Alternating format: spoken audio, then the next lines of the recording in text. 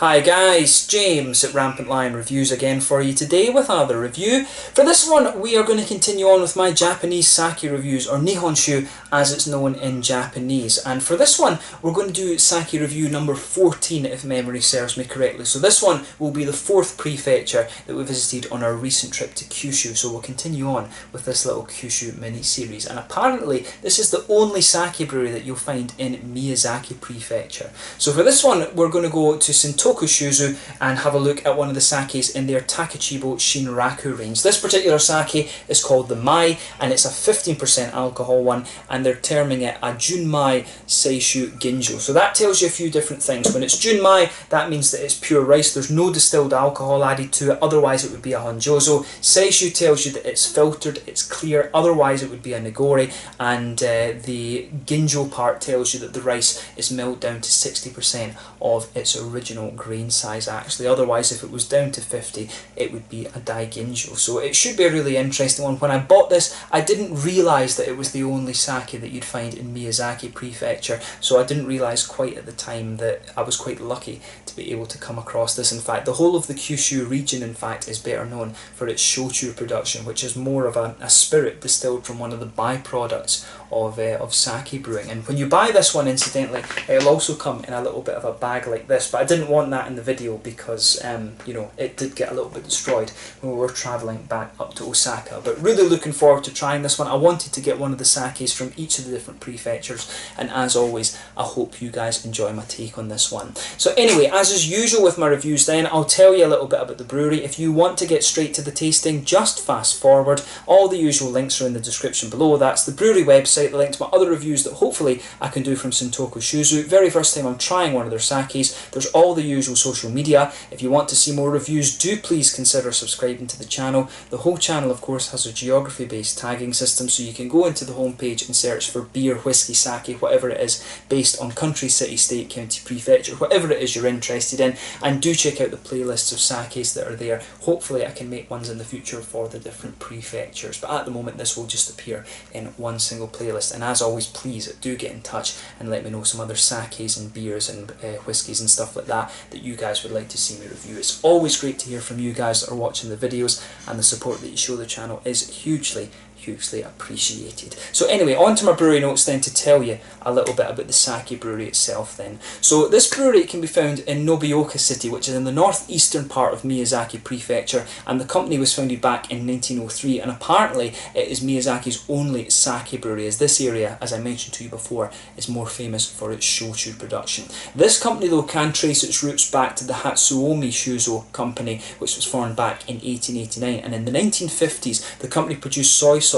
and through this apparently it was associated with the Nihira, the Kosho, the Kuniharu and the Nobeoka brewery companies. But the brewery gathers its water from the Gakase River, which apparently boasts some of the best freshwater quality in the whole of Japan, and they have a very kind of strong collaboration, if you like, with rice farmers from Takahara, Miyazaki City and Nobeoka City. So their sake is very local when it comes to its taste. If you go down to Kyushu and just drive around through the countryside, there are so many rice paddies that you're spoiled for choice, if you like, when it comes to all the different kind of rice things, and it's all very good quality as well. But the current head of the company is Kenji Kadota, and at the moment they only employ around 6 people, but they've got a yearly turnover of around 11.5 million yen, so a very small company. And as is the case with most of these sake breweries, it is just a very small family enterprise actually. So you know, if you get the chance to have a taste of one of their sakes, this one only cost me around 1200 yen, and you know, it's about, you know, it's about 10-11 euros, 10 UK pounds, maybe about $12, something like that. You know, to have something that's as well produced as this and as handcrafted as this, it's something you should look at. They do have a fair few different sakes and things that you can try, so you know, have a go at some of the different ones, and you'll probably enjoy these. I've heard that this is a very nice one. So yeah, that's all you really need to know about the sake brewery just now. That was all the information I was able to find on them. In fact, it's very difficult to find information on the different sake breweries because they, as I mentioned, they are just very small family run companies. So let's get on to the actual tasting of this one itself then. So as you can see, this bottle is a little bit smaller than you'd normally find. This one is only a 500 milliliter bottle. Mainly sakes are sold in 720s or 360s, the little half ones. You will see me review a few of those later, but yeah, this is only a half litre of sake, so in fairness, this one maybe is a little bit more expensive than the others. I paid 1200 yen for a half litre of sake, and normally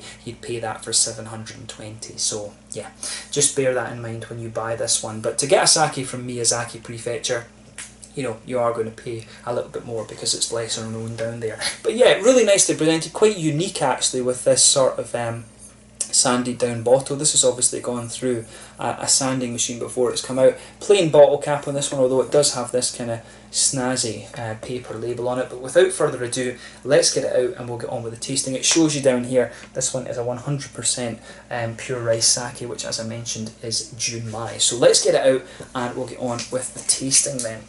Take you a little bit more to twist this one open, I guess, and it's got one of these little ring things on the bottom of it too. But yeah, let's get it out and we will get on with the tasting then. So as I've told you before, this one is a 15% Junmai Seishu Ginjo. So pure rice sake, 60% milled rice, and it is clear and filtered. So in terms of the appearance of this one then, to me, this one leans more towards the green side of things. As I've told you before, when it comes to sakes, you can get ones that are a little bit yellow, you'll get ones that are a little bit greeny, and you'll get ones that are just a little bit of a blue. Some of them can be a little bit of a kind of turquoisey green-blue kind of thing as well. But to me, this one definitely leans towards the green side of things, and you can see that actually through the bottle now that I've poured a little bit of it out. This one's definitely leaning a bit towards the kind of turquoisey green side of things. But yeah, as you can expect, you know, a really clear colour. This one, if I put my fingers behind the glass, it's absolutely crystal clear, so nothing particularly surprising about this one in terms of its appearance. We'll just fire the lid back on that for the moment. I'm scared that I'm going to spill some of it. You don't want to waste Japanese sake because it is pretty damn good, I have to say. But yeah, as you can see, lovely looking sake. Let's take a closer look at the aroma and just see, pardon me, how we get on with this one. Yeah. So this one, again, it comes across as really quite sweet. There's a little touch of earthiness underneath that, but mainly quite a sweet, ricey one. There's a little bit of a grassy floral quality in there. Yeah,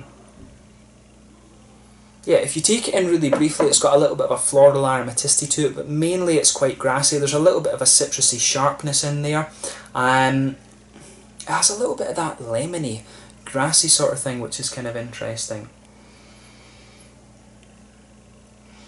Yeah, so a really nice kind of grassy sharpness to this one. The floral quality is a little bit kind of dulled down, I would say. It's mainly the sweetness of the rice that's pushing its way out. There's a little bit of earthiness in there. I'm not really getting anything in the way of acidity coming out of this. It's quite a sweet, this one really leans towards the sweeter side of the spectrum. There's a little bit of a lemony, grassy, floral kind of thing. Maybe there's a little hint of kind of acidity hidden within that, but you know, overall it's mainly quite a sweet, ricey one. But I would say the grassiness and the floral quality does have a little bit of astringency, so there might well be just a little touch of acidity to this one. In my mind, no real earthiness or anything. This is definitely one of the sweeter and more grassy and floral sakes that I've come across.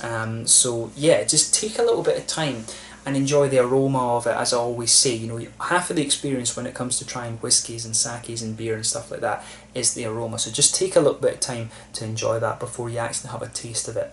So yeah, let's have a taste of this one then and just see how we got on. So this one is the Mai, part of the Takachibo Shinraku range from Sentoku Shuzo in Nobeoka City in Miyazaki Prefecture down in Kyushu in Japan. Let's get stuck in. Slanje, Skull, Kampai, a 15% Junmai Seishu Ginjo. Cheers.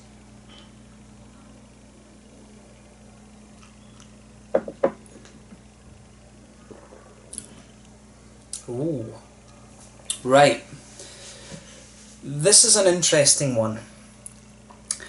As I've told you before, I'm by no means an expert when it comes to tasting sake, but there's a few things you should always rate sake on, and I have the list here just to remind me. So we should rate sake on its floral qualities, its fruitiness, its earthiness, sweetness, dryness, acidity, impact and tail. So this one to me This one, the impact of this is really interesting because on the impact it has a little bit of dryness and a little touch of acidity in there.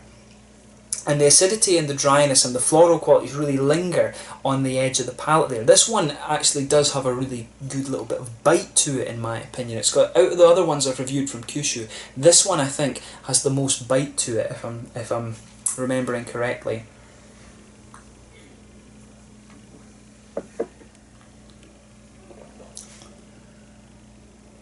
So yeah, this one, it has a good bit of dryness to it as well, in fairness. I can feel this when it comes in, and the impact of this one, as I said, it has a little bit of bite to it. It comes in and the sweetness of the rice just rolls its way across the middle of your palate. You can feel a little touch of earthiness there. It comes out more in the aftertaste, in fact. There is a good little bit of earthiness underneath the ricey sweetness there in the middle of your palate. But the further you go into the aftertaste, that earthiness becomes a little bit more apparent and the ricey sweetness just sits there. And on the edge of your tongue, you get more of that sort of floral dryness and bitterness coming out of it. It's almost a little touch spicy, this one, to be honest, as well.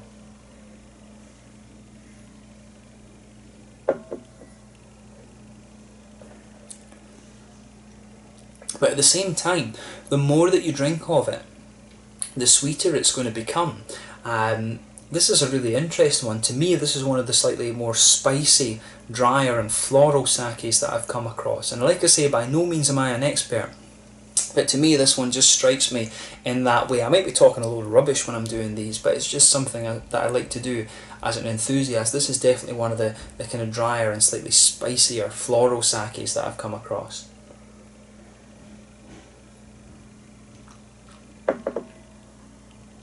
But I like this. I wouldn't hesitate to drink it again. Generally when it comes to sakes, I like them to lean a little bit more towards the sweet side of things, and I like my Nigoris as well because they've got a little bit of that inherent sweetness in there too. But I like how this one kind of kind of joins itself together. This is a really nice combination of things, but definitely one of the more floral, spicy, drier sakes that I've come across, in fact. So just bear that in mind when you try them. As I always say, alcohol and stuff like this is a little bit subjective, so different people like different things. I like my sakes a little bit sweeter than this, but this is really nice on the drier side of the spectrum. It's quite smooth at the same time, but this is one of the ones that I've noticed really has a good bit of dry quality to it. So probably people that are fans of white wines will quite enjoy this one. I enjoy my wines, my red wines a little bit more, juicy and fruity and stuff like that. But I like what this one is going for, in fact. So yeah, as I said, nice sweet ricey quality in the middle of your palate. Underneath that, just a little bit of earthiness, but quite dry and floral and almost slightly spicy around the edge of your tongue. Round the front curve of your palate, it's just a little bit lighter and grassy, and then behind the front curve of your tongue, that's where some of the fruity parts of this sake are coming out.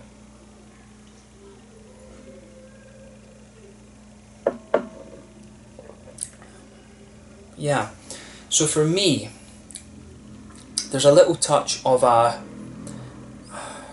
it's almost gooseberry, melony type qualities that are coming out of this one. It's a very light fruity note that this is getting out. It almost mixes with the grassy element that this beer has too. It's maybe even got a little bit of a slightly lemony sharpness to it, to be honest. And that's one of the things that always amazes me about Nihonshu, is that you can get these fruity flavours out of just fermenting rice. It's really kind of unusual. You use all these different rice strains, they're all grown in different types of soil and stuff like that, but you can still get all these different flavour subtleties out of them. It's it's a really interesting little thing, actually. So yeah, this one to me, definitely a little bit of a kind of melony, gooseberry sort of thing, but also a little bit of a slightly lemon limey kind of sharpness. I might be talking rubbish with the fruits, as I say, but that's how it kind of comes across to me. And the further you go into the aftertaste, because we need to talk about the tail of this one as well, the further you go into the aftertaste, the more that floral, slightly spicy quality is pushing its way out of this one. But in fairness, you do get a little bit of the sweeter aspect of the rice pushing its way out the further you go into in the middle of your palate. You do get a little bit of the sweetness pushing its way out as well, which is really nice. But overall, another really interesting sake, this one, and cool to try one from the only sake brewery in Miyazaki Prefecture. But let's move on to the actual mouthfeel of the sake itself. So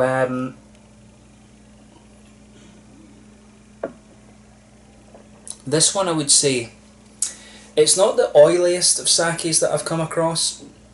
It's kind of in the middle part of that. Some of them can be very, very clean and really easy to drink. This one to me is just a little bit more oily than that. It's kind of at the bottom end of the mid-bodied section, if you like. Good little bit of dryness to this one, but it's not overpowering in its dryness. Nice little bit of oily quality as well, and a little bit of a fruitiness, but the fruitiness to me is quite dry. This one is definitely leaning more towards the dry end of the spectrum, in my opinion. Like I said, by no means an expert, but more media, lighter thickness, this one, drier, and just a little touch fruity. But overall, a really interesting one, this, and definitely cool to review a sake from the only sake brewery in Miyazaki Prefecture. So we'll leave it at that for just now. So yeah, this one was the Mai, a 15% Junmai Seishu Ginjo from the Takachibo Shinraku range at the Sentoku Shuzo in Nobeoka City in Miyazaki Prefecture. Really interesting one, this, and I hope you guys have enjoyed my take on this particular sake. So yeah, we'll leave it at that. Thank you again for watching my reviews. Until the next time, please like, subscribe, share, all the usual YouTube stuff.